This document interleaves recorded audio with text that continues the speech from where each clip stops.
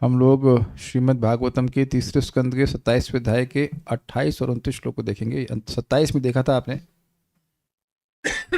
यदा एव अध्यात्मरतः कालेन बहुजन्मना सर्वत्र जात वैराग्य आ ब्रह्म भुवनान्मनि। यदा एव, जब इस प्रकार अध्यात्म व्यक्ति अध्यात्म में रत रहता है, रत मतलब उसी में लगा रहता है आध्यात्मिक कार्यों में, काले न बहुजन्मना, फिर भी कई समय के बाद और बहुत जन्मों के बाद लगा रहता है, मतलब बहुत जन्मों तक, बाद नहीं, बहुत जन्मों तक लगा रहता है। और उसके बाद सर्वत्र जात वैराग्य, उसका हर वस्तु में, ब्रह्मलोक तक सब कुछ में वैराग्य हो जाता है। आ ब्रह्म भुवनान्मनि, वह मननशील हो जाता है। और ऐसे मुनि का ब्रह्मलोक पर्यंत किसी का भी वस्तु में उसका आसक्ति नहीं रह जाती, सबसे वैराग हो जाता है।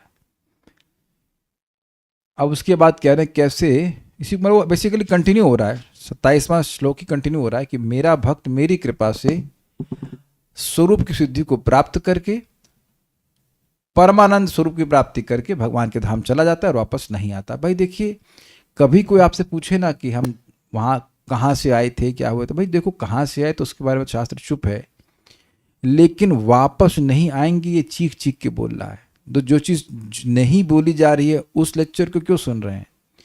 जो लेक्चर कभी हुआ ही नहीं उसको क्यों सुनने का प्रयास कर रहे हैं? Are you getting my point? जिस पर शास्त्र ने कभी लेक्चर दिया ही नहीं, भगवान दिए ही नहीं, जो भगवान नहीं दे रहे तो उनकी परंपरा में आने वाला कोई व्यक्ति कैसे दे सकता है? और परंपरा के बाहर हम तो बोल नहीं सकते।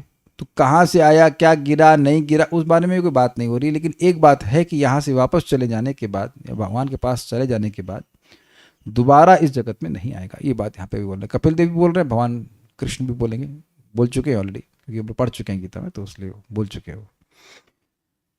मदभक्त प्रतिबुद्धार्थो, मद्भक्तः प्रतिबुद्धार्थो, मत्प्रसादेन भूयसा, मत्प्रसादेन भूयसा, निःश्रेयसं स्वसंस्थानम्, निःश्रेयसं स्वसंस्थानम्, कैवल्याख्यं मदाश्रयम्, कैवल्याख्यं मदाश्रयम्, प्राप्नोति हि अंजसा धीरः, प्राप्नोति ह्यञ्जसा धीरः, स्वदृशाच्छिन्न संशयः, स्वदृशाच्छिन्न संशयः, यद्गत्वा न निवर्तेत, यद्गत्वा न निवर्तेत,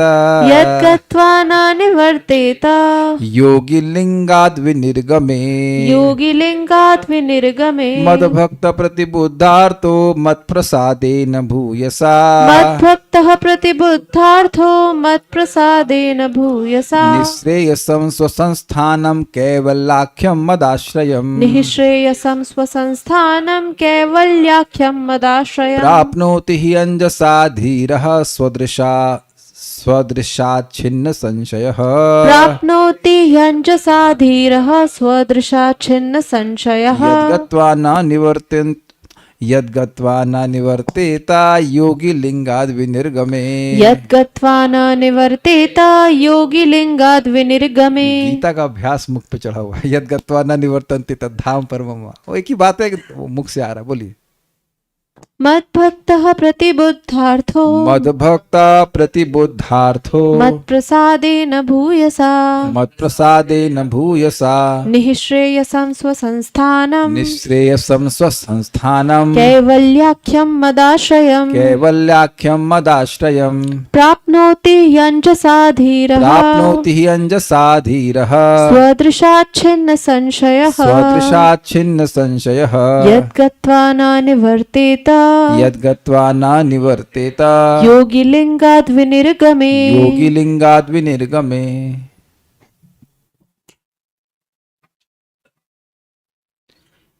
मेरा भक्त मेरी असीम अहेतु की कृपा से वस्तुतः स्वरूप सिद्ध हो जाता है, और इस तरह समस्त संशयों से मुक्त होकर वह अपने गंतव्य धाम की ओर अग्रसर होता है, जो मेरे शुद्ध आनंद की आध्यात्मिक शक्ति के अधीन है।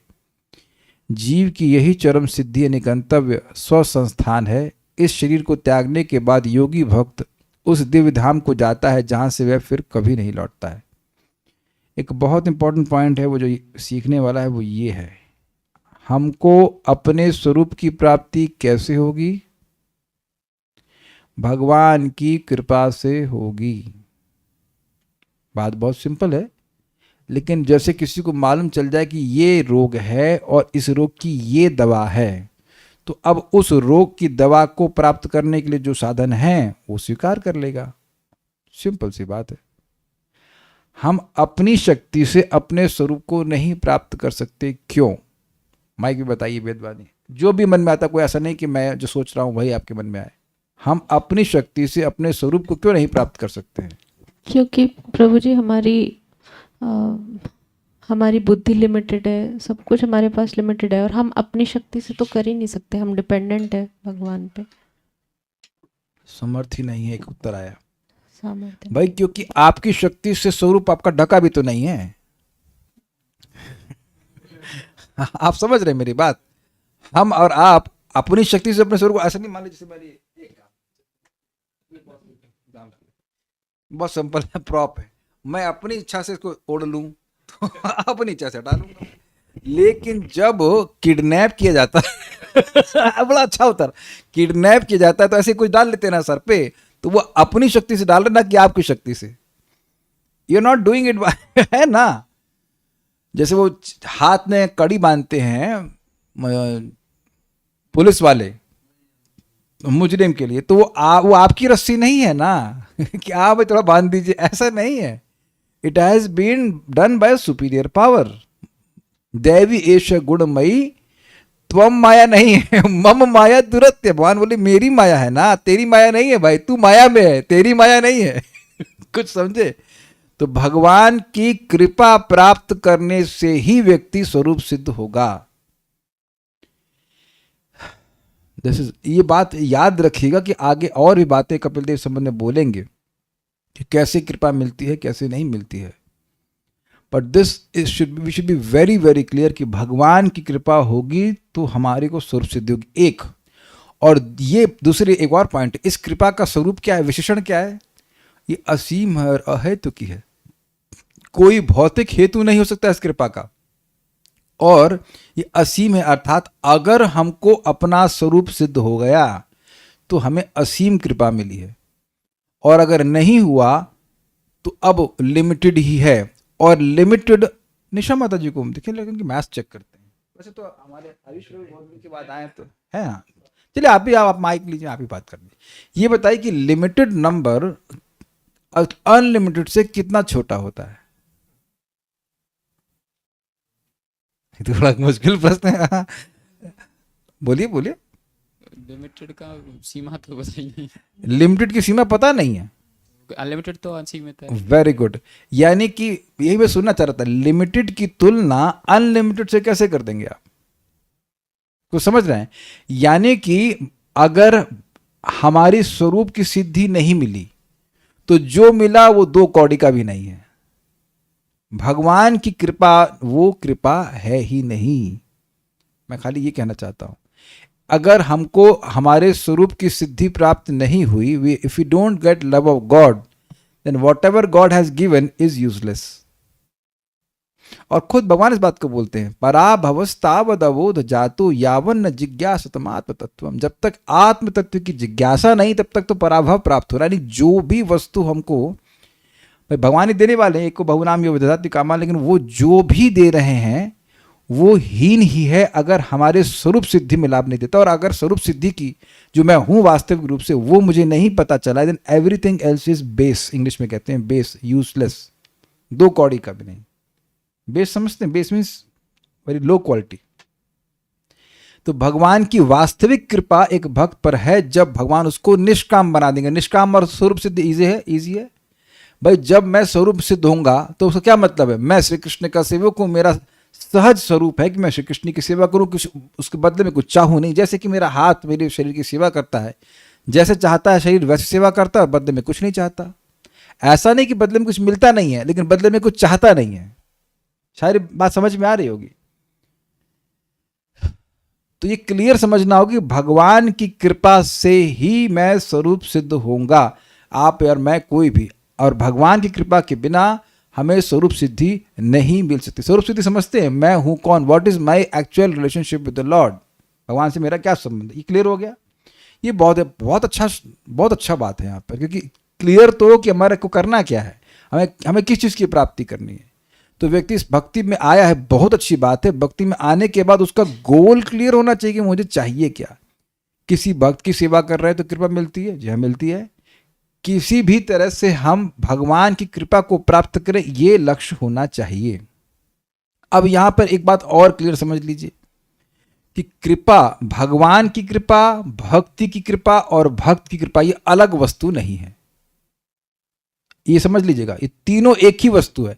भगवान कृपा करें, भक्ति देवी कृपा करें या भक्त कृपा करें, सब बराबर है। बराबर मतलब एक ही वस्तु है, अलग वस्तु नहीं दे रहे। भक्त लोग भगवान से ही कृपा लेकर के दे रहे हैं, अलग से कोई कृपा नहीं दे रहे हैं। It's not separate manufacturing procedure. वो डीलर्स हैं, रिटेलर्स हैं, लेकिन वो कुछ मैन्युफैक्चर नहीं कर रहे हैं। पहले क्लियर समझ लीजिएगा। और ये समझ लें कि कृपा कहां से उदित होती है। किसी को पता है कृपा कहां से उदित होती है? मैंने पूछा कि उदित कहां से होती, कृपा कहां प्रकट होती है? किसी को नहीं पता? आंख से, हाथ से, नाक से, बालों से। एक भक्त कह रहे हैं हृदय में क्वेश्चन मार्क। जब क्वेश्चन मार्क है, जब खेत में ही क्वेश्चन मार्क, कौन से खेत में खेती होती है तो फिर बीज कहां डालेंगे आप? आप आज तक किसी व्यक्ति ने प्रसन्न किया आपको तो कहां प्रसन्न हुए? आंख में प्रसन्न हुए कि नाक? You actually become happy in your heart. आप किसी को बोलो जप करिए तो जप करने लगा, तो यू सी, आप उसी समय देखिए ना आपके हृदय में खुशी होती है कि नहीं होती? कोई काटे इस बात को? आप पुस्तक किसी को वितरण कर रहे हैं, पुस्तक 10 रुपए दिए, उसने हाथ में 10 रुपए दिए, लेकिन उसका इफेक्ट सीधे हृदय में आता, आहा इसने किताब प्रभुपाद जी की दी है। स्वीकार है। आप देखो कि आप भी सब भक्त हो, किसी नए व्यक्ति को आप भक्ति करने के लिए बोलते हैं तो भक्ति करने लगता तो अच्छा लगता है कि नहीं? आपके एक रिश्तेदार भक्ति नहीं कर रहे हैं आयुष प्रभु, तो हृदय में कैसा लग रहा है? हृदय में तो खराब लगता है। क्यों? नौकरी करो, सब कुछ करो, लेकिन भक्ति कुछ करना चाहिए ना। You feel good, you feel bad. ये गुड और बैड कहाँ होता है? हृदय में ही होता है ना। तो कृपा वाणी से नहीं प्रकट उदित होती है, कृपा होती है हृदय से। When we do something to please someone, then we get his mercy. This should be very very clear, एकदम क्लियर समझ लीजिए। और वहीं से चल रही बात है, भगवान की कृपा, भक्त की कृपा, भक्ति देवी की कृपा, सब एक ही बात है। तो फिर प्रश्न आएगा कि कैसे कृपा मिलेगी? चलिए ये तो समझ में आएगी, कृपा उदित कैसे होगी, खेती कैसे करेंगे इसकी, हम कैसे उदित करवाएंगे? तो भक्ति योग अनुग्रहित अंजसा, अनुग्रहित चेतसा करके श्लोक शिव जी बोले हैं। देखिए, भगवान की कृपा या भक्ति देवी की कृपा या भक्तों की कृपा हमारे निर्णय के कारण उदित होती है। आप सबने निर्णय अभी किया कि आप श्रीमद् भागवतम सुनेंगे। क्या इसमें भी आप लोग को शंका है कि इससे भगवान प्रसन्न होते हैं? कुछ क्वेश्चन मार्क तो नहीं? शायद प्रसन्न हो रहे होने वाले। This is very very simple. नहीं, कुछ चीजें ऐसी होती हैं जो हम बिल्कुल करते भी हैं लेकिन भूल जाते हैं उसके महत्व को।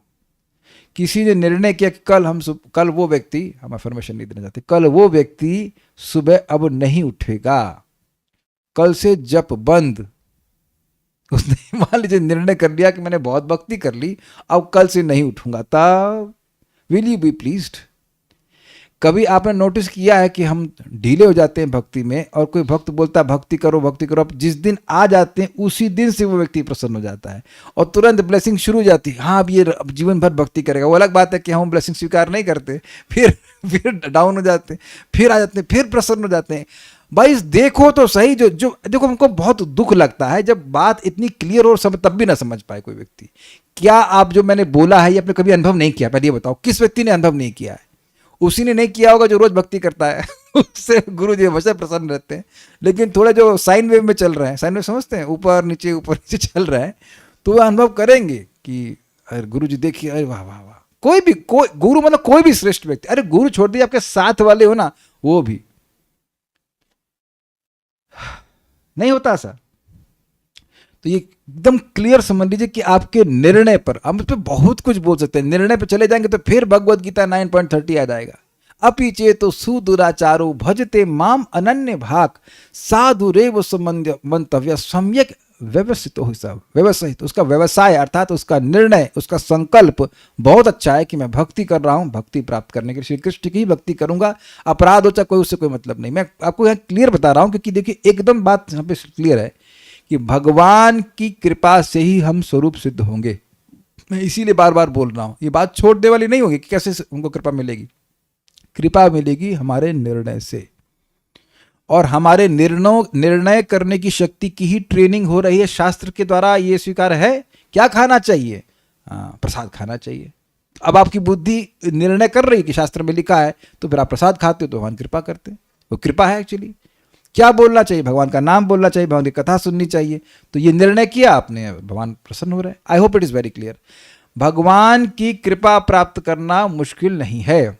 आप सारा, हम श्लोक को पूरा कर पाए ना कर पाए, इतनी बात आप समझ लीजिए, जब हम किसी को प्रसन्न करते हैं तब उनकी कृपा मिलती है। ऐसा सिरिंज लेके कृपा नहीं मिलती है। महाराज जी कितना सुंदर एग्जाम्पल देते हैं। कई बार लोग मिलते हैं, महाराज जी कृपा कीजिए, कृपा कीजिए। हाँ, कृपा ले जा तू, जैसे कि वो खून निकालने के लिए सिरिंज ले जाते हैं। लेकिन कृपा केवल वाणी से नहीं, सॉरी, आशीर्वाद केवल वाणी से नहीं होता है, हृदय से होता है। बल्कि एक और तरह से महाराज समझा रहे थे, एक क्लास में कह रहे थे कि आशीर्वाद रोम से प्रकट होता है, ना कि वाणी से। समझ, मतलब जरूरी नहीं कि आप वपु सेवा कर रहे हैं, सबसे मुश्किल तो वाणी सेवा होती है, क्योंकि वो हमेशा करनी पड़ती है। वो करेगा व्यक्ति को निश्चित रूप से उसे कृपा प्राप्त हो रही भगवान की भक्ति। भगवान बिल्कुल स्पष्ट कह रहे हैं, जब वह देखते हैं कि कोई व्यक्ति अपने गुरु की बात को बड़ी गंभीरता से पालन करने का प्रयास कर रहा है, तो मैं बहुत प्रसन्न हो जाता हूँ। आप जानते हैं कि प्रामाणिक गुरु और चैत्य गुरु दो है ना, हृदय में परमात्मा के रूप में, और उन्हीं के प्रतिनिधि हमारे गुरु महाराज हैं। तो वो जो बात बोल रहे हैं उसको पालन करने का प्रयास करते हैं, तो अंदर से ही कृपा आपको प्राप्त होती चली जाएगी। अपने जीवन में आप देखिएगा कि आज्ञा पालन कर रहे हैं तो अकस्मात आप देखेंगे कि, अकस्मात नहीं, ऑटोमेटिकली हृदय में ज्ञान उत्पन्न होने लग जाता है। ये बहुत इंपॉर्टेंट बात है। तो मैं खाली इसी बात पे बोल रहा हूं कि कृपा से ही हम लोग स्वरूप सिद्ध होंगे, और कृपा प्राप्त करने का तरीका भी बता दिया। प्रसन्न करना, प्रसाद मीन्स मतलब टू प्लीज समवन, उनकी प्रसन्नता से उत्पन्न होता है। और वह प्रसन्नता कैसी होती है, कृपा कैसे मिलती है? हमारे निर्णय से। इसका एग्जाम्पल आपको और दूंगा। प्रचेतागण भगवान का भजन शुरू नहीं किए हैं, केवल करने के लिए गए तो शिव जी खुश हो गए हैं। और शिव जी का भी तो वक्तव्य है, कोई रा कहता है तो मैं खुश हो जाता हूं, क्योंकि माँ तो नहीं कहेगा। निर्णय क्या है? और ये is like it can change your whole life at least a day. हर दिन आप देखिए, कुछ ना कुछ कार्य के बाद, आप कार्य करने से पहले निर्णय लेते हैं, और उस कार्य को करने के बाद जो दूसरा कार्य करते हैं उस समय भी कोई निर्णय आता है। बहुत सुंदर भक्त बोलते हैं, a life between birth and death is full of choices, ABCD। स्वीकार है? तो जो चुनाव कर रहे हैं वो निर्णय पे निर्भर करता है कि नहीं? वही तो निर्णय हुआ ना, ये करना, ये नहीं करना, ये करना, ये नहीं करना, ये करना, ये नहीं करना। उस पे, उसके द्वारा भगवान प्रसन्न हो जाते हैं। वो लगातार देख रहे हैं। He won't interfere but he will be pleased if you do proper decisions. हमको बात अच्छी लगी थी, ऐसा मत सोचिए कि बहुत बड़ी तपस्या करनी है। केवल निर्णय पर, आपने निर्णय किया कि आप निष्काम कर्म योग करेंगे। नहीं, निष्काम कर्म योग नहीं, ज्ञान योग नहीं, अष्टांग योग नहीं। हमने निर्णय किया है कि भक्ति योग करेंगे, कि भगवान 6ठे अध्याय में बोल चुके हैं अंत में कि योगी नाम अपि सर्वेशाम मद गतेनांतरात्मना श्रद्धमान भजते युमाम समय युक्त तमो मतः, भगवान ने बोल दिया है। तो ये सारी बातों को बैलेंस कर पा रहे हैं। भगवान गुरु हैं, ओरिजिनल गुरु वही हैं, वो आज्ञा दे रहे हैं, और अपनी स्वेच्छा के द्वारा उनकी इच्छा को के अनुसार हमें निर्णय करना है, तब हमें उनकी कृपा मिल जाएगी। Very very easy. और इस बात को भगवान ने गीता में क्या कहा है? आत्मवश्येर विधेय आत्मा प्रसादम अधिगच्छति। क्या से श्लोक है? लास्ट लाइन तो उसकी यही है, आत्मवश्येर विधेय आत्मा। विधेय आत्मा, विधि का पालन करने वाला मन वाला होकर, विधेय आत्मा। श्लोक याद नहीं आ रहा, किसी को याद आ रहा है श्लोक? बड़ा सुंदर श्लोक है, प्रसादम। अरे ये प्रसाद सर्व दुखराम, उसके अगला वाला है भाई, इसके पहले प्रसाद मिलने पर, कृपा मिलने पर सारे दुख की निवृत्ति हो जाएगी। लेकिन प्रसाद मिले कैसे? हाँ हाँ, राग द्वेष विमुक्तस्तु विषयान इंद्रियश्चरन् आत्मवश्यर विधेय आत्मा प्रसादम अधिगच्छति। वाह, वेरी गुड। आप तो बिना एकदम बिना फोन के ही देख रहे थे। Very good. राग द्वेष विमुक्त, राग और द्वेष से मुक्त होकर ये हमको अच्छा लग रहा है, ये अच्छा नहीं लग रहा, ये अच्छा लग रहा है, ये नहीं अच्छा लग रहा, भोग त्याग वो सब छोड़ करके विषयान इंद्रियश्चरन्, इंद्रियों को विषयों से बस उतना ही लेके जाना जो भगवत संबंधी, ये अर्थ होगा। ये नहीं कि बस छोड़ दिया। आत्मवश्यर विधेय आत्मा, आत्मवश, मन के वश में इंद्रियां रहें, और मन कैसा होगा? विधेय आत्मा। बड़ा सुंदर श्लोक है भाई, आत्मवश्यर विधेय आत्मा। आत्म मतलब मन, तो मन के वश में इंद्रियों का चरण जो है वो मन के वश में होना चाहिए, एक बात। और मन कैसा होना चाहिए? विधेय आत्मा। मन विधि का पालन करने वाला होना चाहिए। सच अ ब्यूटीफुल लैंग्वेज, विधेय आत्मा। समझ रहे हैं? मतलब क्या खाना है? प्रसाद खाना है, तो मन में संकल्प क्या होना चाहिए? प्रसाद ही ग्रहण करना है। क्या बोलना है? भगवान का नाम बोलना है। तो मन की ऐसी ट्रेनिंग हो जानी चाहिए कि वह विधेय आत्मा हो जाए। सब लोग इसको अप्रिशिएट कर पा रहे हैं, विधि का पालन करने वाला मन। और आप देख रहे हैं कि साधना करते करते ऐसा मन हो जाता है, जो भी गोलगप्पा या कुछ भी है वह अब नहीं खाने लग जाएंगे। व्यक्ति देखेगा कि वे खाऊंगा तो क्या से मेरी साधना सही रहेगी नहीं रहेगी। I think this is all a devotee does like that. मैं केवल खाने की बात करो, खाना, देखना, छूना, वो सभी चीज़ों में धीरे धीरे करके भक्त विधेय आत्मा वाला हो जाता है। उसकी ट्रेनिंग इसी के लिए हो रही है। फिर भगवान स्वयं कह रहे हैं प्रसादम अधिगच्छति, एकदम उसके हाथ में भगवान की कृपा आ जाती है। तो प्रसाद से क्या हो जाएगा? तो वो श्लोक बोला गया है कि प्रसादे सर्व दुखा नाम हानि रस्य उपजायते प्रसन्न चेतो सही आशु बुद्धि पर्यवतिष्ठते। प्रसाद मतलब केवल खाने वाला प्रसाद नहीं, भगवान की कृपा से सारे दुखों का नाश हो जाएगा, जैसे यहां पे अब बोला जा रहा है। ठीक है, काफी कनेक्टेड है भगवत गीता भागवतम। पता नहीं नए लोगों को कितना समझ में आ रहा है, लेकिन आ रहा है। कुछ जो लोग श्लोक से परिचित हैं भगवत गीता से, वो they can relate it more, but let us go forward. मद भक्ता, मेरा योगी, लिखा है योगी, भक्त, मद भक्त। देखिए आप इसको ऐसे सुनिए, मेरा बेटा, मेरी बेटी। तो कितना ममता होता है जब हमसे बोलते हैं। जब आपके नंबर अच्छे आते तो आप पापा के बेटे हो जाते हैं और जब खराब हो जाते तो मम्मी के बेटे हो जाते। देखा तुम्हारा बेटा क्या करके लाया? जो चारे मेरा बेटा कितना चला है सुना ना, मेरा बेटा। तो मद भक्त, भगवान अपना ममत्व सूचित कर रहे हैं, मेरा भक्त। प्रतिबुद्ध अर्थ, बड़ा भाई बहुत अद्भुत श्लोक है भाई ये। आपने ये प्रतिबुद्ध शब्द सुना है अभी कुछ दिन पहले? अप्रतिबुद्धस्य और प्रतिबुद्धस्य। अप्रतिबुद्ध जो सो रहा है, स्वप्न देख रहा है, और प्रतिबुद्ध जो जगा हुआ है। तो प्रतिबुद्ध अर्थ का मतलब क्या हो? देखिए अर्थ क्या है? अर्थ के 5 अर्थ होते हैं, प्रयोजन, धर्म, अर्थ, काम और मोक्ष, और भगवान का प्रेम। तो प्रेमा पुमार्थो महान, तो जीवन का परम अर्थ है भगवान का प्रेम, जो उसके प्रति प्रतिबुद्ध अर्थात जगा हुआ है। क्या सुंदर अर्थ है, समझ में आया आपको? जिसको जागृति है कि भाई मुझे, मैं प्रेम का पुजारी, मुझे प्रेम चाहिए। यस, आ गया क्या? सॉरी। लेकिन प्रेम बिना व्यर्थ मोरा दरिद्र जीवन, दास करी वेतन मोरा दिया प्रेम धन। This is very clear. इसको थोड़ा समझिए, बहुत सुंदर शब्द है ये, प्रतिबुद्ध अर्थ। भगवान का भक्त, इसको कई तरह से अन्वय किया गया। ऐसे कह सकते हैं कि मेरी अति कृपा से वे प्रतिबुद्ध अर्थ हो जाएगा, ये भी अर्थ है। मतलब भगवान की कृपा होगी तो उसको समझ में आएगा जीवन का परम लक्ष्य भगवान का प्रेम है। अब ये आप कहेंगे इसमें कौन सी बड़ी बात, तो समझ में आ रहा है? नहीं नहीं नहीं नहीं। देखिए एक सिंपल सी बात है कि किसी भी वस्तु को हम देखते हैं तो हमारी बुद्धि के अनुसार उसकी वैल्यू हम अप्रिशिएट कर पाते हैं। स्वीकार है? आप एकदम छोटा बच्चा पैदा, उसको एक फोन दे दीजिए, क्या करेगा? मुंह में डालेगा। अब आप बताइए, मैं इसको मुंह में डालने लग जाऊं, पागल हो क्या? ये मुंह में डालने के लिए है। लेकिन बच्चे को हर चीज किस लिए लगती? खाने के लिए। हर चीज खाया जाए, चाटेगा उसको। Do you agree with this? आपने ऐसा कभी नहीं किया होगा? वो तो चक्कू भी मुंह में डाल लेते, चाटने लग जाते हैं। तो आप देख रहे हैं कि अपनी चेतना के अनुसार व्यक्ति प्रयोजन का बोध करता है, इसे कहते हैं प्रयोजन बोध। हर व्यक्ति अपनी चेतना के अनुसार अपने जीवन के लक्ष्य को निर्धारित किया है, थ्योरी की बात नहीं है। कुछ लोगों ने ये सोच के रखा है कि पैसा कमाना जीवन का लक्ष्य है, कुछ लोग सोचते हैं कि प्रॉपर्टी कमाना जीवन का लक्ष्य है। दैट्स व्हाट दे थिंक, क्योंकि उनकी चेतना इस प्रकार से है। लेकिन उनको यह बोध नहीं होता कि जीवन का परम लक्ष्य भगवान का प्रेम है, क्योंकि चित्त दूषित है।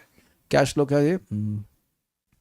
नाते विदु स्वार्थ गतिम स्व अर्थ, समझ आ गया? स्व प्रयोज स्वार्थ गतिम ही विष्णु दुराशया ये बहिर्थ मानना। बिल्कुल क्लियर है। प्रहलाद महाराज बोले हैं कि जो लोगों का आशय दूषित है, हृदय दूषित है, वह भगवान विष्णु को अपना स्वार्थ गति नहीं मानते कि हमारी वास्तविक गति विष्णु है।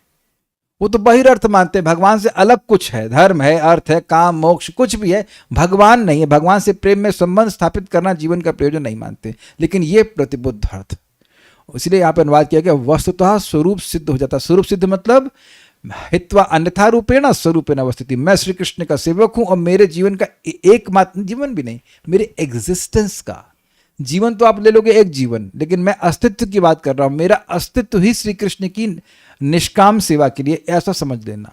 इसके संबंध में प्रतिबुद्ध अर्थ हो जाएगा। इसको बड़ा इंटरेस्टिंग है। फिर अप्रतिबुद्ध ले लीजिए, जो स्वप्न में सो रहा होता है उसको वो जागृत जीवन से कितना अनभिज्ञ रहता है। उससे तुलना कर लीजिए कि जो व्यक्ति प्रतिबुद्ध अर्थ हो गया, उसको समझ में आ गया है, उसको रियलाइजेशन हो जाता है कि जीवन का लक्ष्य क्या है। इसको बहुत सुंदर तरह से तपन मिश्र जी को समझाया था श्रीमन चैतन्य महाप्रभु ने। निमाय पंडित के रूप में गृहस्थ जीवन में महाप्रभु गए थे बांग्लादेश, और वहां पर रहते थे तपन मिश्र, और बहुत शास्त्र पढ़ते थे, लेकिन जीवन का लक्ष्य क्या है और उसकी प्राप्ति का साधन क्या है वह उनको समझ में नहीं आता था। तो उनके रात स्वप्न में कोई ब्राह्मण आए, बोले एक कुछ तो था, उनको स्वप्न आया ऐसा कुछ कि एक ये ब्राह्मण आया है, उससे आके मिलो। महाप्रभु ब्राह्मण के रूप में गए, ब्राह्मण परिवार में जन्म लिए थे, मिश्र परिवार में थे, तो इससे जाके मिलो, तुम्हारा कन्फ्यूजन क्लियर हो जाएगा। तो फिर वह जाकर के महाप्रभु से मिलते हैं उस स्थान पर, और महाप्रभु कहते हैं साधिते साधिते जब प्रेमांकुर होय, साधन साध्य तत्व तब जानित निश्चय। जब तुम हरे कृष्ण मंत्र उनको दिया, कहा कि तुम इसको साधन करते करते, मतलब बोलते बोलते, साधना साधते साधते जब तुम्हारा प्रेम का अंकुर उत्पन्न हो जाएगा, यानी कि भाव स्तर पर पहुंच जाओगे, तब तुम समझ पाओगे कि जीवन का लक्ष्य क्या है और साधन क्या है। This is very interesting. हमको आज तक समझ में नहीं, अरे भाव भक्ति पहुंच गए तो साथी में पहुंच गए ना, but what ever Mahaprabhu says, अब उसको तो हमको पूरी तरह बात समझ में नहीं आई। बट एक बात है कि जितना हृदय शुद्ध हो जाएगा उतना हमको अपने आप समझ में आएगा कि जीवन का लक्ष्य क्या है। इसीलिए थ्योरी के साथ साथ व्यक्ति को नाम जप भी करना होता है, भगवान का प्रसाद ग्रहण भी करना होता है, ताकि वह उस थ्योरी को डाइजेस्ट कर सके। If we have heard that that love of God is goal of life, does not mean it has become my goal of life.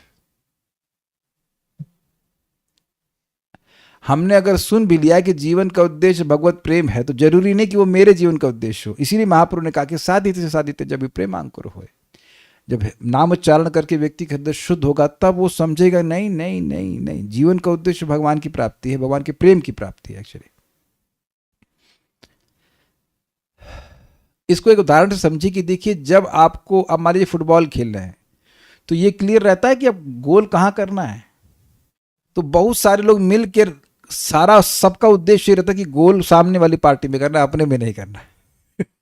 या फुटबॉल को जो लोग साथ में मतलब स्पेक्टेटर से क्या बोलेंगे उसको, देखें ऑडियंस बोलते, ऑडियंस तो नहीं कहते, सुनने थोड़ा जा रहे हैं वो लोग, बट जो भी है मतलब सपोर्टर है, उन पे बॉल नहीं मारनी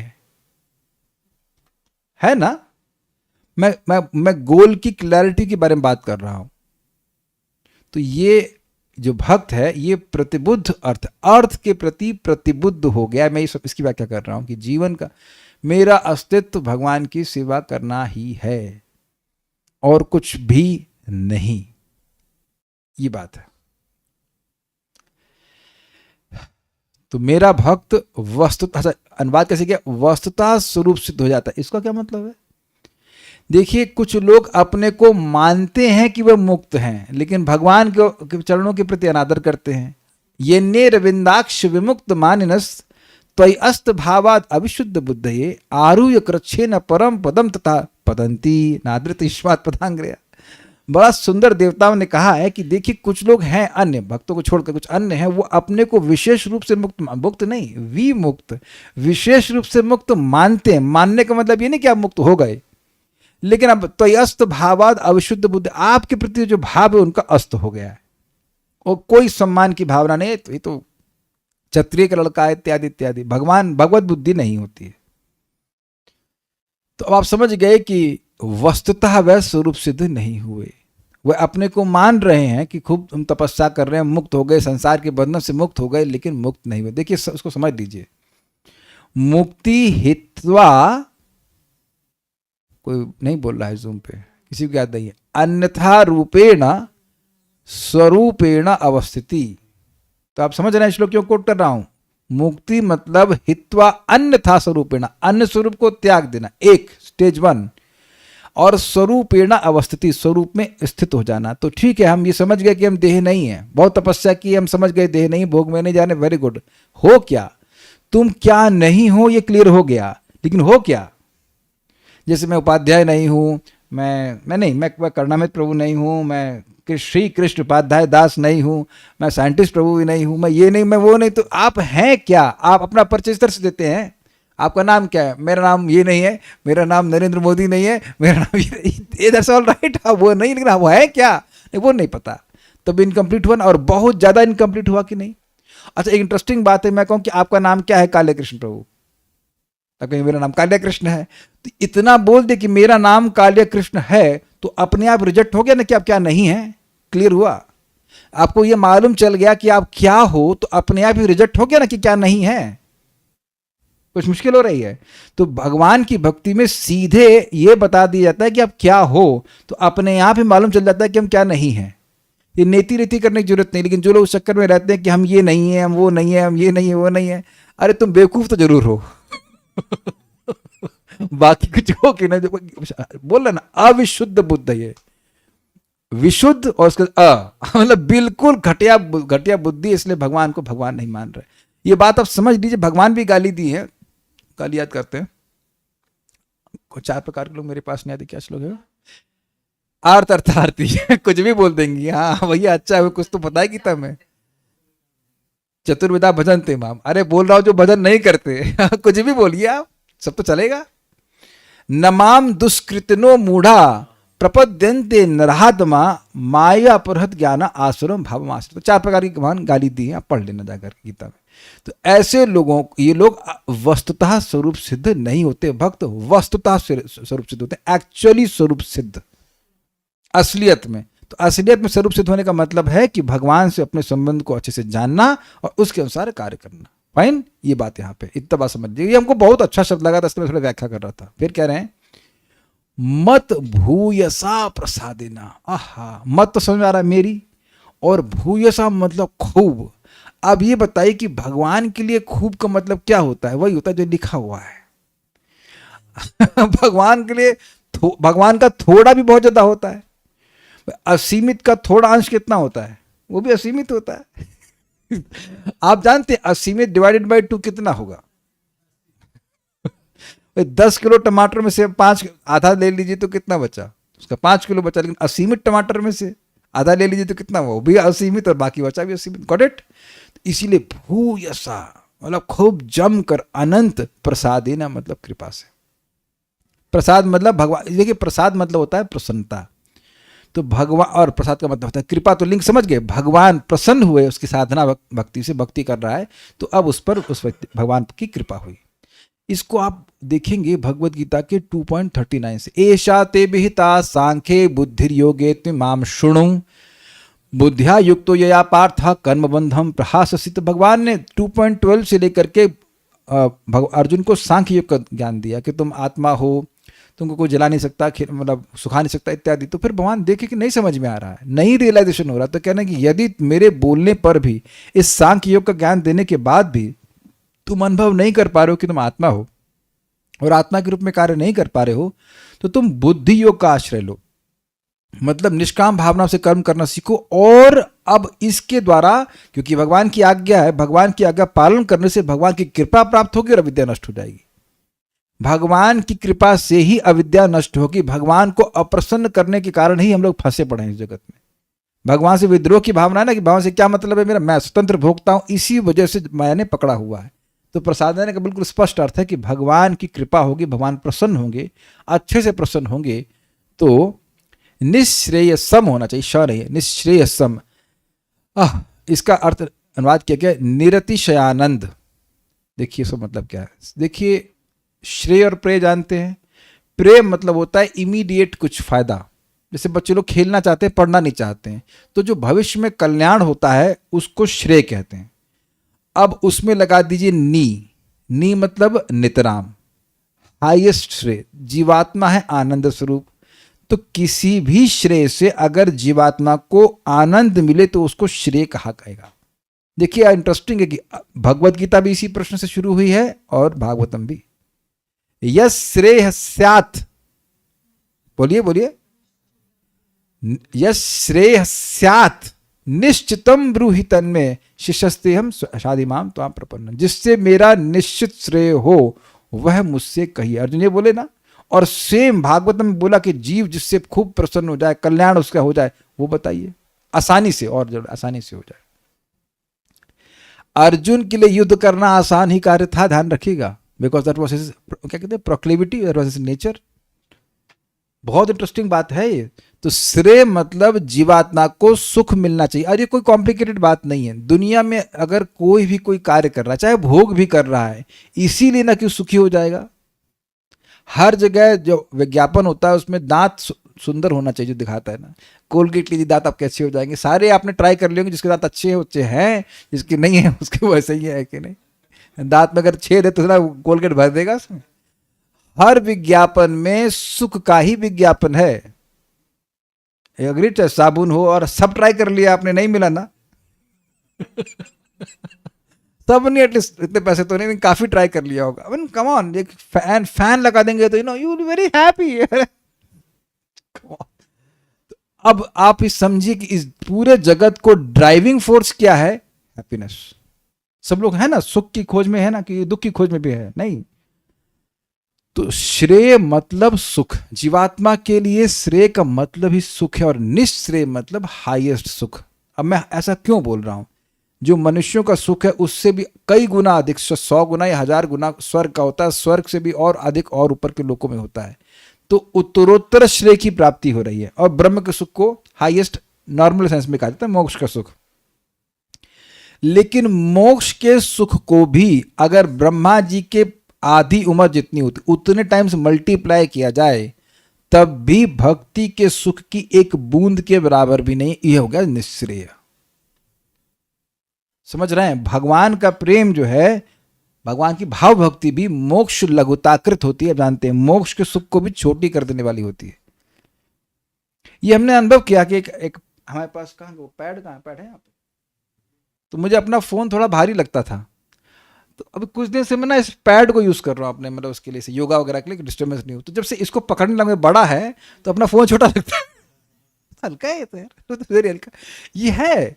तो इस जगत में हम थोड़े थोड़े सुख को बड़ा मान रहे हैं, क्योंकि बड़ा सुख नहीं मिला है, स्वीकार है आपको। अब मोक्ष को भी छोटा कर देती भाव भक्ति, जो प्रेम का अंकुर है, प्रेम रूपी सूर्य की प्रथम किरण है भाव भक्ति, और मोक्ष के सुख को छोटा कर देती है। तो जो प्रेम रूपी सूर्य, वो कितना सुखी करने वाला होगा। स्वरूप सिद्ध मतलब भगवत प्रेम ना, स्वरूप सिद्ध का मतलब ही भगवान के प्रेम है। एटलीस्ट आप स्टार्टिंग ऑनवर्ड्स भाव भक्ति यू गेट सम, कुछ अनुभूति होती है कि स्वरूप मेरा क्या है, और स्वरूप सिद्धि मिलती है प्रेम के स्तर पर। तो पता होगा, भक्ति रस में तो पढ़ा हुआ है।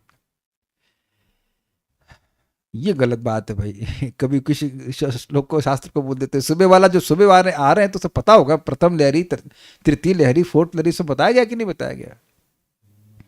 स्वरूप सिद्धि मतलब भगवान का प्रेम प्राप्त हो जाना, तो उससे निश्रेय होगा, और ये निश्रेय निरतिशयानंद होगा। कैसे समझ में आया सभी को?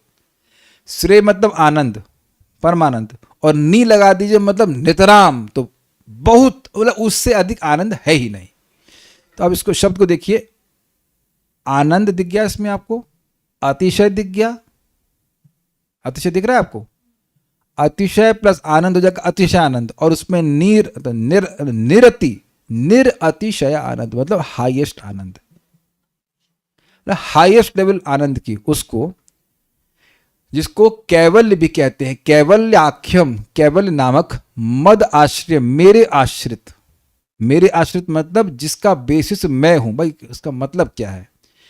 अपना स्वरूप सिद्ध हुआ, समझ में आया कि मैं श्री कृष्ण का सेवक हूं, श्री कृष्ण को गायब कीजिए। अब समझ में आ गया किसके सेवक हो? बाप का नाम बताओ।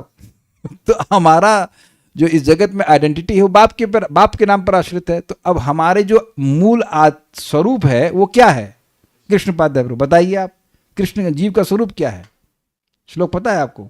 हाँ बताइए बताइए। यस यस वेरी गुड, कुछ तो याद है। बोलिए बोलिए बोलिए पाद। जीवेरे स्वरूप हो कृष्ण, नहीं कृष्ण नहीं बोलो, आगे बोलो, फिर से बोलो। जीवेरे स्वरूप हो नित्यदास। किसका नित्यदास? किसका नित्यदास? अब क्लियर हो गया कि हमारा जो स्वरूप है वह भगवान पर आश्रित है। वेरी इजी, क्लियर हो गया। जैसे कि वो सूर्य की किरणें हैं, तो सूर्य को हटा दीजिए तो किरण कहां से आएगी? इट्स वेरी सिंपल ना। तो कह रहे मद आश्रित, मुझ पर आश्रित है, यानी कि जो हमारा अतिशय आनंद है, जो हाईएस्ट आनंद है, वो भगवान पर आश्रित है। उसको सिंपल समझाता हूं। जब भगवान के प्रति प्रेम जागृत हो जाता है तो भगवान की कैसे भी सेवा करो आप, श्रवण कीर्तन स्मरण वंदन पूजन जो कुछ भी करिए, असीमित सुख मिलेगा। लेकिन इसमें विषय तो भगवान हुए ना। विषय आलंबन जो प्रेम के हैं वो कृष्ण हैं, और आश्रय आलंबन भक्त है। तो जिससे प्रेम किया जा रहा है वो वही नहीं होगा तो प्रेम करेंगे कैसे? Very easy. इसीलिए कह रहे हैं मद आश्रयम स्वसंस्थानम। इसका अनुवाद किया गया है देहादि व्यतिरिक्तम स्वरूप। व्यतिरिक्तम नहीं है, संस्कृत हटा दीजिएगा, देहादि व्यतिरिक्त स्वरूप को। ये क्या है? संस्था, सम्यक स्थिति। समझते हैं? आप किस संस्था में काम करते हैं? सम मतलब सम्यक, स्थ मतलब स्थित होना। तो सम्यक स्थिति जीव की क्या है? स्वसम्यक स्थिति मतलब अभी हम लोग की चेतना या तो मन में जाती है या देह में जाती है। कभी मानते हैं कि मैं मन हूं तो मैं मन में स्थित हो गया, कभी मानते हैं कि मैं देह हूं तो देह में स्थित हो गया। ये लैंग्वेज समझ में आ रही है आप लोगों को? ये मत कहिएगा समझ में नहीं आ रही, यही तो समझ में आ रहा है। यही तो समझ में आता है। आज आज आज क्या बनाना है खाने में? नहीं मन ऐसा नहीं, मन नहीं कर रहा। मतलब पत्नी मान लो पूछे कि क्या बनाना खाना है, बनाना है, तो मन में जो आ रहा है, जो मन को अनुकूल लग रहा है, जिसके प्रति मन में अविरोध प्रीति उत्पन्न हो रही है, वही तो बनना है कि नहीं? तो मन से पहचान करते हैं, और फिर देह से जो कुछ सुख मिलता है देह से पहचान करते हैं। तो आप देख रहे हैं जब देह से पहचान कर रहे हैं तो देह में स्थित चेतना, और जो मन से पहचान कर रहे हैं तो मन में स्थित चेतना। तो कह रहे हैं देह आदि, देह मन बुद्धि आदि से व्यतिरिक्त, इससे पृथक, इससे अलग अपने स्वरूप को, यह है जीव की स्व संस्था। यह है आपका खुद का ऑर्गेनाइजेशन। अगर संस्था का अर्थ आप ऑर्गेनाइजेशन से ले रहे हैं तो हमारा वास्तविक संस्था क्या है? कौन सी संस्था में काम करते हैं? हम अपनी संस्था में काम करते हैं। We are situated in our own self, so to speak. तो ये कह रहे हैं कि अपने स्वरूप को जो देह और शरीर से पृथक है उसको इह एव, दिस इज वेरी इंटरेस्टिंग। इह मतलब इस संसार में ही। अनुवाद ये भी प्रपात रखें इसी जीवन में। लेकिन देखिए इसी जीवन का मतलब ये मत ले लीजिएगा कि एक ही जीवन। शब्दों को बहुत ध्यान से पढ़ना होगा। आप शब्दार्थ देखिए, लिखा क्या शब्दार्थ, कहाँ गया शब्दार्थ में? यह दिख रहा है कहीं आपको? हाँ देखिए, यह है ना, यह मतलब इस जीवन में। लेकिन अगर आप केवल इस जीवन को एक ही जीवन लेते हैं तो गड़बड़ हो जाएगी। क्यों? पिछले श्लोक में सुना था कि काले न बहुना।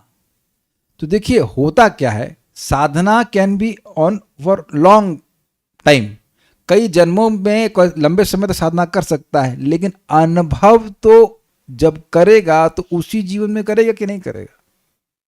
आप सभी लोग कई जन्मों से साधना कर रहे हैं, तब आज यहाँ वृंदावन में बैठे हैं या नाम जप कर रहे हैं, भगवान की सेवा कर रहे हैं। तो जो भी आपको अच्छा लग रहा है, सुख मिल रहा है, वो इसी जीवन में, इसी जगत में मिल रहा है कि नहीं मिल रहा है? ये तो स्वीकार्य है ना। लेकिन ये एक जन्म का नहीं होता है, ये स्वीकार कीजिएगा इस बात को, ये एक जन्म का नहीं होता है। तो जिस जीवन में आपको भगवान का प्रेम मिलेगा वो तो वहीं उसी जगत में मिलेगा कि नहीं मिलेगा। इसको दूसरी तरह से समझिए, जब हमको बताया गया था पहले, प्रभुपाद समझाते हैं, महाप्रभु की वाणी को ही समझा रहे हैं चैतन्य चरितामृत से, कि यहाँ आप श्रवण कीर्तन कर रहे हैं तो आपकी भक्ति लता बढ़ रही, फिर वो करते करते ब्रह्मांड को भेद देती है, फिर वैकुंठ को भी भेद, ब्रह्म ज्योति को भेद कर वैकुंठ को पार करके गोलोक में जाता है, भगवान जाती है वो बेल और भगवान के चरणों में लिपट जाती है, फिर कृष्ण का प्रेम रूपी फल वहां पे उत्पन्न होता है और साधक इसी जगत में उस प्रेम रूपी फल का आस्वादन करता है। ये है इसका अर्थ इह एव, इस संसार में ही। ऐसा नहीं है कि भगवान के प्रेम का अनुभव और भगवान के धाम जाएगा तभी करेगा, ये कहना चाहते हैं भगवान। इस बात को गीता में कहते हैं प्रत्यक्षावगमम धर्मम स्वसुखम कर्तुम अव्ययम। ये प्रत्यक्ष रूप से अनुभूत होता है। जैसे स्वर्ग क्या आपको पृथ्वी पे मिल सकता है? स्वर्गवासी होने के लिए मरना ही पड़ेगा, स्वीकार है। लेकिन जब भगवान का प्रेम व्यक्ति को प्राप्त हो गया तो इसी जगत में रहते हुए वह भगवान का प्रेम का अनुभव कर सकता है। प्रमाण महाप्रभु के पार्षद नहीं है क्या? ईश्वरपुरी पाद फॉर एग्जाम्पल, माधवेंद्रपुरी पाद, इसी जगत में दिखाए ना कि भगवान का प्रेम प्राप्त किया सकता है। तो इह एव का मतलब है कि इसी जगत में अनुभव होगा। भाई आप लोग को भी कभी जब का कोई सुख मिला है तो इसी जगत में इसी शरीर से मिल रहा है कि और शरीर से कोई कर रहे हैं? I hope it is the point clear. देखिए बात क्या है, बात यह है कि शरीर से नहीं, हम चेतना से सुख का अनुभव करते हैं। स्वीकार है ना? जब निष्काम भावना से भगवान का भक्ति होती है तो शरीर चाहे कैसा भी हो व्यक्ति को सुख मिलता है। वृत्तासुर के सुख शरीर में भी तो वह भगवान की भक्ति कर रहे हैं। भक्ति तो है तो क्यों होती है? उम्मीद है कि बात समझ में आ रही होगी। तो यह वह मतलब इसी संसार में, इस जगत में रहते हुए भी अब आगे देखिए मतलब स्वरूप सिद्ध हो जाता है। एग्जाम्पल दिया गया था कि नारियल जो है वो जब सूख जाता है तो खोल को छोड़ देता है, उस खोल में रहते हुए ही इह एव। समझ पा रहे हैं? अभी हमारे लिए इस प्रकार की धारणा करना मुश्किल है कि हम खाए बिना सोए बिना कैसे रहेंगे। और ये रघुनाथ दास गोस्वामी कैसे रहते थे, और रूप गोस्वामी, सनातन गोस्वामी कैसे 2-2 घंटा केवल सोते थे, प्रभुपाद जी कैसे केवल 2 घंटा सोते थे। एक बार प्रभुपाद रात्रि में जगे ही रहते थे। एक शिष्य को उठाया, क्या कर रहे हो? रात में क्या करेंगे भाई? प्रभुपाद कह रहे, प्रभुपाद मैं सो रहा हूँ। प्रभुपाद कहते हैं मैं जग रहा हूँ, अनुवाद कर रहा हूँ, तुम क्यों सो रहे हो? तो कहे प्रभुपाद क्योंकि मैं बद्ध जीव हूँ। तो प्रभुपाद कहे तो तुम बद्ध जीव क्यों हो? अब वो चुप। फिर प्रभुपाद बोले ठीक है जाओ सो जाओ। है ना, हम लोग कैसे सोचेंगे ना, बिना सोए बिना खाए कैसे रहेंगे? That's our conditioning. तो यार इसी जगत में वह देह से बिल्कुल अलग हो जाता है, यानी कि देह के अंदर रहते हुए भी अपनी सत्ता को, अपनी स्वरूप को देह से पृथक देखने में समर्थ हो जाता है। पिछले शब्दों से लिंक कर लीजिएगा, कहाँ था? स्व संस्थानम इहैव, अपने संस्था को देह से व्यतिरिक्त अपने स्वरूप को इसी जगत में रहते हुए अनुभव कर लेता। ठीक है, और बाहर से कोई सर्टिफिकेट की जरूरत नहीं होती है। या तो मैं सेल्फ रियलाइज्ड हूं और या तो मैं नहीं हूं। इसलिए अगर मैं आपसे कहूं वरुण प्रभु कि मैं सेल्फ रियलाइज्ड हूं, that's is bogus, it's bogus, because you can't verify this. Do you agree with this? जैसे मैं कहूं मुझे भूख लग रही है,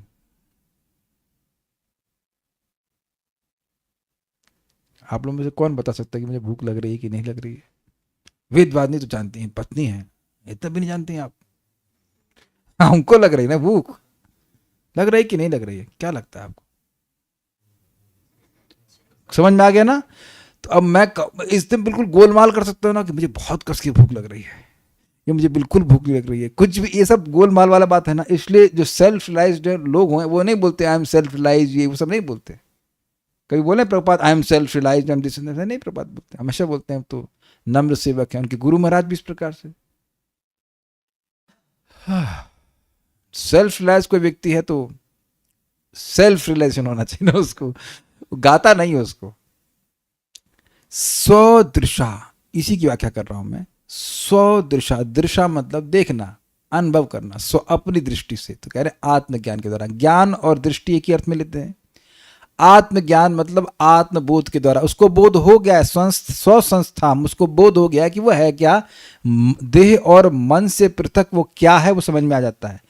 एग्जाम्पल आप जानते हैं स्वप्न और जागृत अवस्था का। स्वप्न में क्या क्या सोचते रहते हैं, और जब जागृत हो जाता है अरे ये तो स्वप्न था, अपने आप समझ में आ जाता है कि नहीं। ठीक है, तो कह रहे स्वदृशा, आत्मज्ञान के द्वारा छिन्न संशय, संशयों से अर्थात मिथ्या ज्ञान से मुक्त हो जाता है। अभी हो जाता है जोड़ते जाइएगा, लेकिन मैं उसको पूरा थोड़ा सा करके बता रहा हूं ये क्या मतलब है। देखिए, संशय के बड़े सुंदर सुंदर अर्थ लिए गए हैं। प्रथम स्कंद के दूसरे अध्याय में भी ये आता है, भिद्यते हृदय ग्रंथिस छिद्यन्ते सर्व संशय, सारे संशय नष्ट हो जाते हैं। मैं भगवान का ही हूं, वेदवाद ने आपको क्या लगता है, आप केवल भगवान की ही हैं। अरे इतनी भौली हैं आप, हाँ हूं बोल रहे हैं, पब्लिक में तो मत बोलिए ऐसा। आप लोगों को पक्का है कि आप भगवान के ही हैं। वरुण प्रभु आपको क्या लगता है, एक इंटेलिजेंट लड़का मिला हमको यहाँ पे। अगर आपके, ऐसे सिंपल बताओ, अगर आपको लगता कि आपके बाप करोड़पति हैं, अरबपति हैं, तब भी नौकरी कर रहे होते। क्यों भाई कृष्णपाध्याय प्रभु, क्या लगता है। अगर आपको ये रियलाइजेशन हमको होता कि भगवान अंदर ही बैठे हुए हैं, तब भी सोचती कैसे चलेगा। आनंद प्रभु बेटा, आपने खाना कब बनाया लास्ट, जब से आप आविर्भाव हुआ आपका, कब से खाना बनाया आप। और कितना प्रेम से मुस्कुरा रहा है। साइलेंस समझ लेना चाहिए कि कभी नहीं बनाया। तो नहीं बेटा, हमने भी नहीं बनाया, इतने छोटे में हमने भी नहीं बनाया। काहे नहीं बनाए। अच्छा चलिए आप उत्तर दीजिए, समझ में आ जाएगा। माइक दीजिए इनको। आनंद प्रभु बताइए कि आज तक खाना आपने क्यों नहीं बनाया। कोई गलती नहीं है, बस हम आप उत्तर सुनना चाहते ताकि बहुत क्लियर हो जाए, क्यों नहीं सुन। बनाता हूँ पर याद नहीं है अभी। ये बनाते हैं खाना। अच्छा कब से नहीं बना, कब तक नहीं बनाए थे ये, 5 साल तक। तो मान, अच्छा चलिए नॉर्मली क्यों नहीं बनाते आप ये बताइए। अच्छा चलिए वो भी छोड़ दीजिए, नौकरी करने क्यों नहीं जाते, चाचा की तरह नौकरी क्यों नहीं करते आप। पापा करते हैं। पापा करते हैं। समझ में आ गया। पापा हैं, मम्मी हैं, दिख रहे हैं, अग्री, संशय तो नहीं ना मम्मी पापा हैं। आपको संशय है, डाउट है कि मम्मी है पापा है, नहीं एकदम है। ऐसा अब एकदम व्यक्ति को क्लियर दिखने लग जाए, ठाकुर जी तो अंदर ही बैठे हुए हैं, तब आप काहे चिंता करेंगे। तो आप देखिए बहुत सारी बातें। अच्छा ये भगवान के सेवक हैं, भगवान के सेवक हैं। आप जहां नौकरी करते हैं, वहां जिनकी सेवा करते हैं, तो विश्वास है ना कि सैलरी देंगे, कि बिना विश्वास कैसे काम कर रहे हैं। तो वहां संशय नहीं, अरे काम किए, हर महीने नौकरी पैसा आता है। और वो क्या भगवान है, वो तो भगवान नहीं है। तो थोड़ा थोड़ा सामर्थ्य से युक्त है, उस पर पूरा विश्वास है कि हमको ये ठीक कर देगा, या हमको मतलब धन दे देगा, जो भी कुछ देगा, तब ना इतना समर्पित हो रहे हैं। बताइए, हर देखो बात, उसमें कोई निंदा की बात नहीं। That's how our realization is.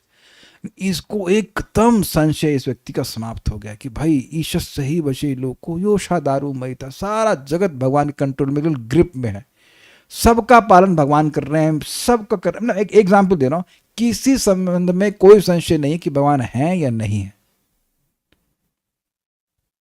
छिन्न संशय, बहुत अच्छा है ये, और इससे मुक्त हो जाता है मिथ्या का। और इसका दूसरा अर्थ भी है कि मैं देह हूं कि मन हूं कि आत्मा हूं। आत्मा हूं क्या, ऐसे भी डाउट लोगों के मन में आते हैं।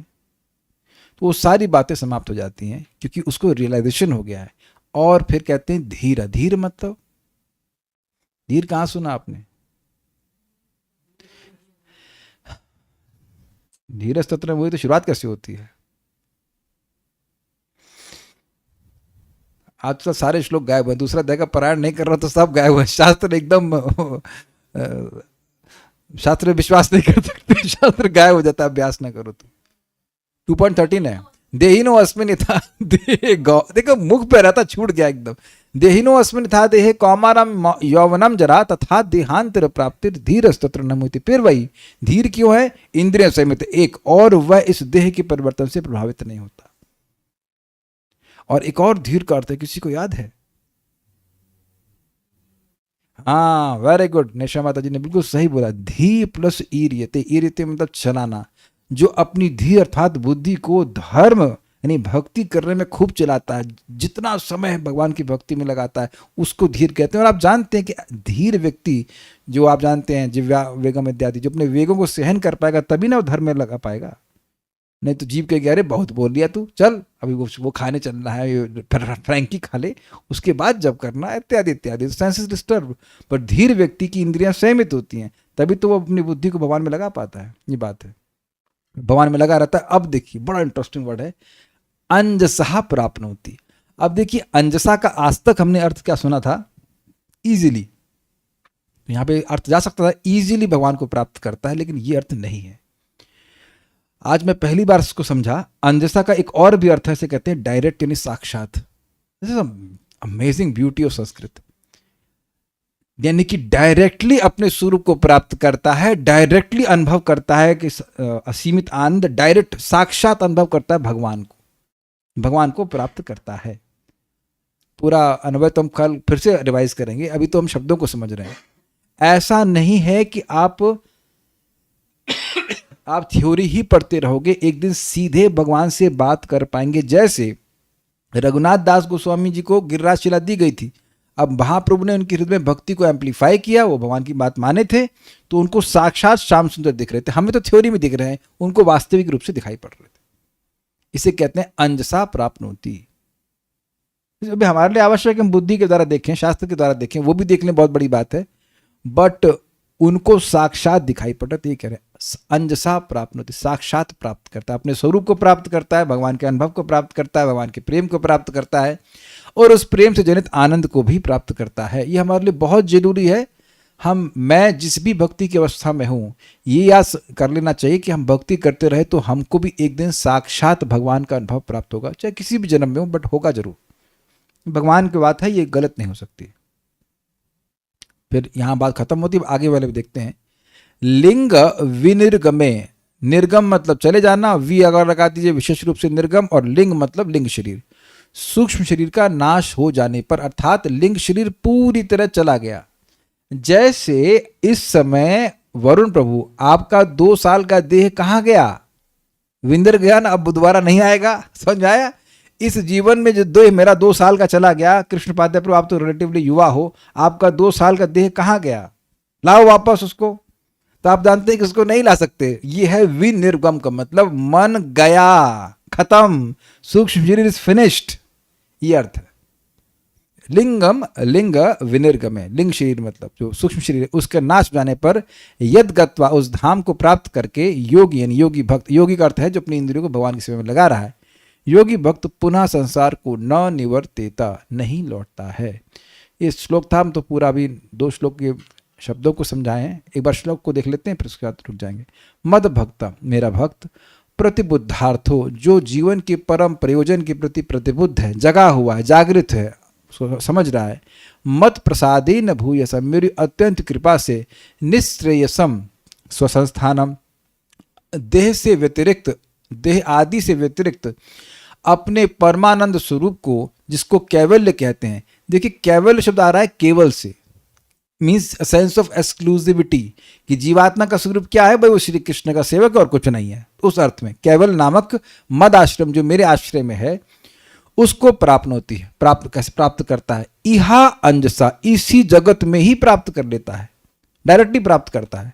अंजसा मतलब साक्षात प्राप्त करता है, और धीर होकर अपनी इंद्रियों को संयमित करके और अपनी बुद्धि को भगवान में लगा करके खूब अच्छे से सेवा करके, स्वदृशा छिन्न संशय, अपने आत्मज्ञान से उसके सारे संशय नष्ट हो जाते हैं। यद गत्वा न निवर्तिता, जिस धाम को चला जाता है वह योगी लिंगाद विनिर्गमे, लिंगात मतलब देखिए लिंगात शब्द जो है वो पंचमी विभक्ति है, in the sense of separation, यानी कि जैसे वृक्षात फलानी पतंती, वृक्ष से फल गिरते हैं, दूरी के अर्थ में। तो लिंगात मतलब सूक्ष्म शरीर उसने त्याग दिया। स्थूल तो त्याग ही रहे हैं, लेकिन सूक्ष्म को नहीं त्याग रहे हैं, तो सूक्ष्म ही त्याग दिया उसने। सूक्ष्म जो शरीर है, जो मन बुद्धि वाला शरीर, वो बहुत दूर चला गया, means it is not affecting him at all, वो खत्म हो गई बात, जो भौतिक वासना थी उससे समाप्त हो गई। ऐसा होने पर भगवान के पास चला जाता है। आई होप ये श्लोक कॉम्प्लिकेटेड नहीं लगा होगा, कुछ कुछ बात समझ में आ रही होगी, और एक बार पढ़ लीजिएगा उसको अगर आप चाहें तो। बाकी कोई प्रश्न किसी का है? हाँ, ये तीनों श्लोक सीक्वेंस में। प्राप्नोति शब्द यहाँ पे समाप्त करने के लिए ना, कि प्राप्त करता है, साक्षात प्राप्त करता है। इससे बात समझ में आती है कि जब तक हमको असीमित सुख नहीं मिल रहा है, साक्षात भगवान नहीं दिख रहे हैं, तो अभी हमको और प्रगति करनी है। There is no doubt about it कि अभी हमें प्रगति करनी है। और हम ये इमेजिन नहीं कर सकते कि हमारी बहुत प्रगति हो गई है। बहुत प्रगति तब होगी जब भगवान दिखने लग जाएंगे साक्षात। माइक पे बताइए लिंक क्या है, लिंक पढ़ लीजिएगा पहले। तीनों लिखा हुआ ना, यदा से शुरू कर रहे हैं और उसके बाद एंड में आ रहा है प्राप्नोति। वो लगातार अध्यात्म में रत रहता है। देखिए ना श्लोक उसमें लिखा हुआ है ना, जब इस प्रकार लगातार अध्यात्म में रहता है, बहुत काल बहुत जन बीत जाने पर सब जगह उसका वैराग्य हो जाता है, ब्रह्म लोक पर्यंत भी उसका कोई आसक्ति नहीं रह जाती, वो मुनि हो जाता है। फिर मेरा भक्त इस प्रकार से, समझ रहे हैं, जस्ट कंटिन्यूइंग विद दैट, मेरा भक्त है वो परम प्रयोजन के प्रति प्रतिबद्ध रहता है, ऐसे करके बढ़ते जा रहे हैं। फिर वो अंत में कहते हैं कि भगवान का भगवत साक्षात्कार प्राप्त करता है। ठीक है, स्टॉप है। श्रीमद् भागवतम की जय, श्रील प्रभुपाद की जय, निताई गौर प्रेमानंदे।